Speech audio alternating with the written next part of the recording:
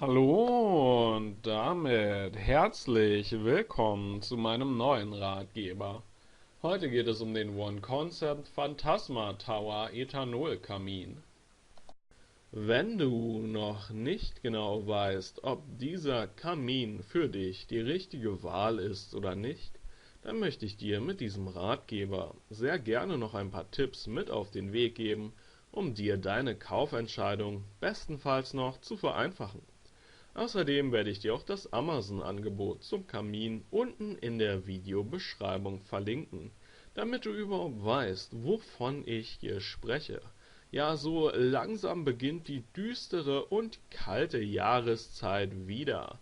Jetzt gibt es doch nichts Schöneres, als sich in seiner wohligen und gemütlichen Wohnung aufzuhalten. Mit einem Kamin lässt sich das romantische Ambiente noch besser verstärken. Deswegen ist es grundsätzlich schon mal eine gute Idee, sich solch ein schönes und durchaus auch praktisches Deko-Element zu erwerben. Bei diesem Kamin hier hat mir vor allem das Preis-Leistungs-Verhältnis sehr gut gefallen. Worauf sollte man hierbei achten, wenn man sich einen Kamin anschafft? Nun ja, vor allem der Energieverbrauch ist natürlich unglaublich wichtig, denn machen wir uns nichts vor, hier gibt es auch immer Fixkosten zu beachten. Das ist nicht wie ein Tisch, den du dir irgendwo hinstellst, sondern hier muss man schon ein bisschen mehr beachten und das ist wirklich ein sehr wichtiger Tipp an dieser Stelle. Deswegen sollte unter anderem darauf geachtet werden, dass der Grundpreis vom Kamin nicht zu hoch ist, und ich bin der Ansicht, dass das hier definitiv fair ist, aber gar keine Frage.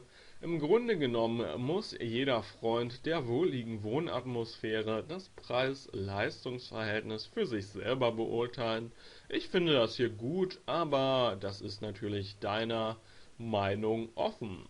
Über das Design lässt sich immer streiten, Geschmäcker sind verschieden. Ich finde, dieser Kamin hier passt sowohl in traditionelle als auch modern eingerichtete Wohnungen ideal, aber das kommt natürlich auch immer ein bisschen auf die Umgebung an, also am besten kannst du natürlich entscheiden, welcher Kamin sich am besten in deiner Wohnung macht.